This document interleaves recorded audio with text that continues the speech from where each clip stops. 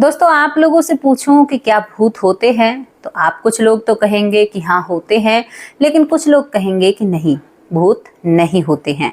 लेकिन आज हम आप लोगों के लिए एक ऐसी कहानी लेकर आए हैं जहां पर एक बिहार का लड़का 11 महीने तक एक लड़की भूत के साथ रहता है, उससे इजहार करता है प्यार का और प्यार के इजहार के बाद शादी भी कर लेता है।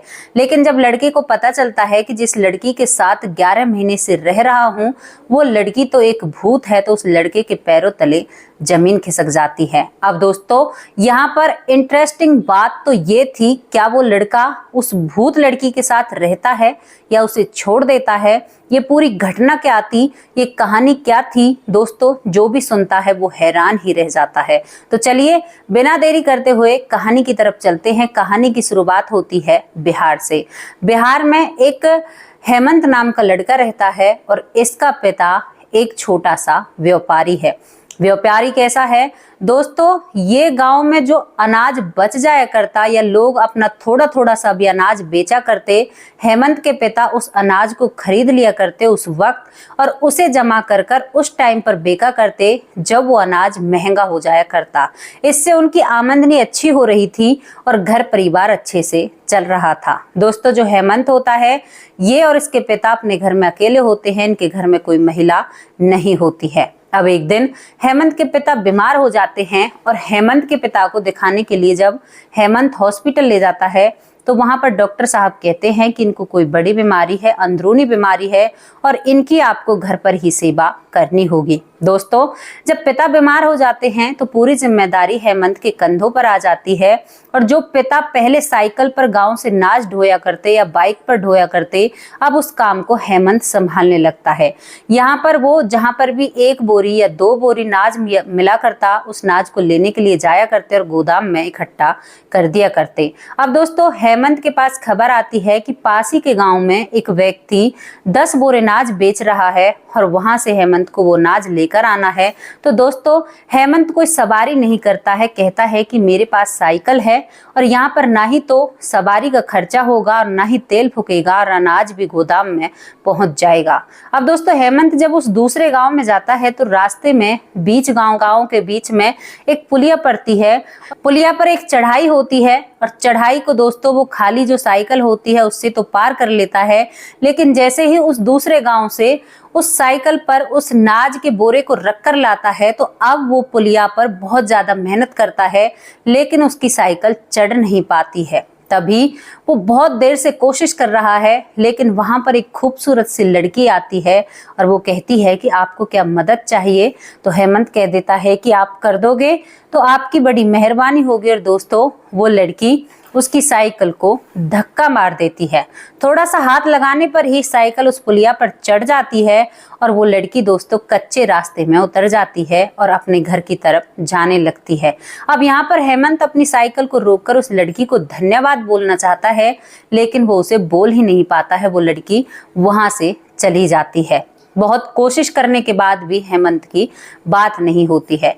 हेमंत उस अनाज की जो बोरी होती है उसे गोदाम में जाकर रख देता है। दोस्तों, अब दूसरे दिन वही काम करता है, उस अनाज की बोरी को लाता है और अब जानबूझकर उसे खींचने की कोशिश करता है। सोचता है कि आज भी वो लड़की आ जाए तो बहुत अच्छा होगा, मेरी उससे बातें हो जाएंगी। लेकिन दोस्तों, वो लड़की नहीं आती है। फिर हेमंत दूसरी बोरी को लेकर आता है, फिर भी लड़की नहीं आती है। इसी तरह हेमंत 4-5 बोरे को वहां से निकाल देता है, लेकिन वो लड़की नहीं आती है। अब दोस्तों, जो छठी बार हेमंत उस बोरे को निकाल रहा था उस साइकिल से, यहाँ पर फिर हेमंत को वो लड़की दिखाई देती है और फिर वो हेमंत की मदद करती है।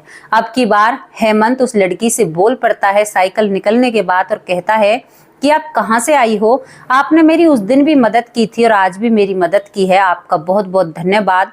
जिस दिन से आपको देखा है आपकी तस्वीर आंखों में बस चुकी है और एक मन में मलाल था कि मैंने आपको धन्यवाद भी नहीं किया। तो ये लड़की थोड़ी सी मुस्कुराती है।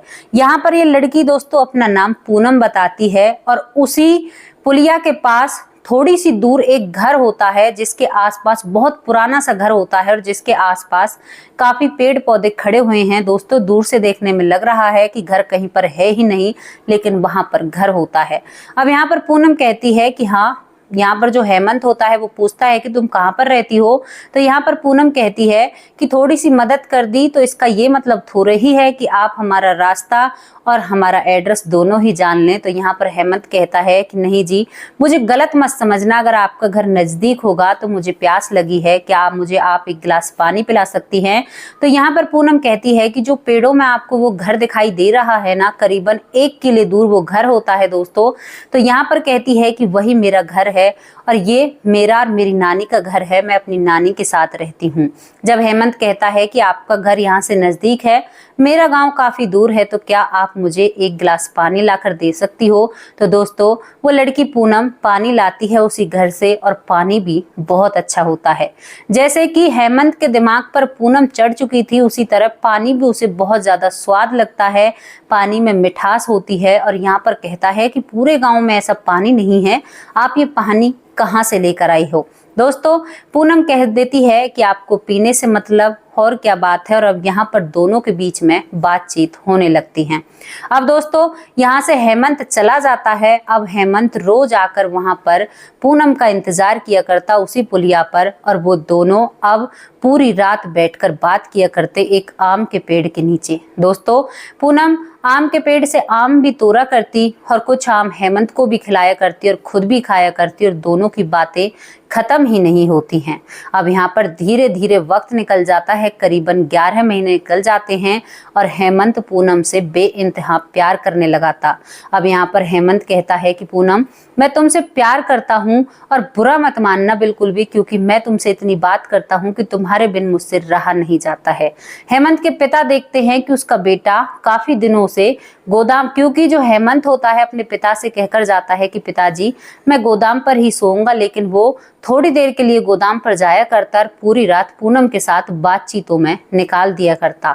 अब इसके बाद दोस्तों जो हेमंत इजहार करता और कहता है कि जो मेरा और तुम्हारा रिश्ता है ये मैं समाज के सामने लाना चाहता हूँ, तो यहाँ पर पूनम कहती है कि नहीं, हमारी शादी नहीं हो सकती है। अब दोस्तों हेमंत दूसरे दिन अपने जेब में एक सिंदूर की डिबिया रखकर लाता है, और लाते ही यहाँ पर पूनम को वो डिबिया दिखाता और कहता है कि आज तो मैं तुमसे शादी ही करूंगा, क्योंकि तुम तो इस रिश्ते को खुलकर समाज के आगे लाना नहीं चाहती है।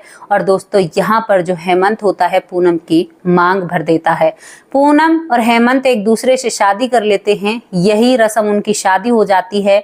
और दोस्तों यहाँ पर हेमंत कहता है कि कल मैं लेट आऊंगा तुमसे मिलने के लिए, क्योंकि मुझे कोर्ट में जाना है, एक केस के सिलसिले से मुझे किसी लड़की की गवाही देनी है। और वो कहता है कि पता है इत्तेफाक से उस लड़की का नाम भी पूनम है जिसकी गवाही देने के लिए मैं जा रहा हूँ। अब दोस्तों यहाँ पर हेमंत दूसरे दिन कोर्ट में हाजिर हो जाता है। हाजिर होने के बाद पूनम की गवाही दे देता है।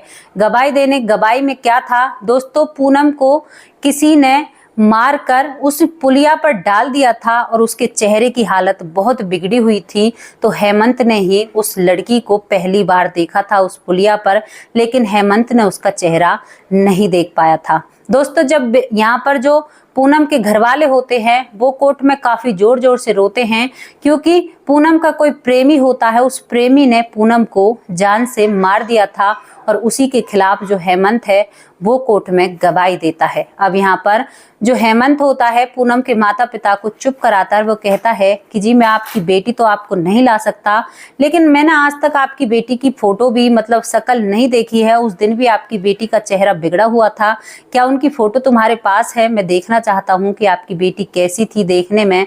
तो दोस्तों यहाँ पर जो पूनम के माँ बाप होते हैं वो पूनम की तस्वीर हेमंत को दिखाते हैं। अब हेमंत वो तस्वीर को देखकर थोड़ा सा हैरान और उसके पैर कांपने लगते हैं, क्योंकि जो लड़की 11 महीने से उससे मिल रही थी वो लड़की कोई और नहीं होती है, वही पूनम होती है जिसकी वो गवाही देने के लिए कोर्ट में आया था। अब यहाँ पर हेमंत घबरा जाता है और जल्दी जल्दी में वो फोटो पूनम के माँ बाप को देते हुए कहता है कि आपकी बेटी नहीं मरी है।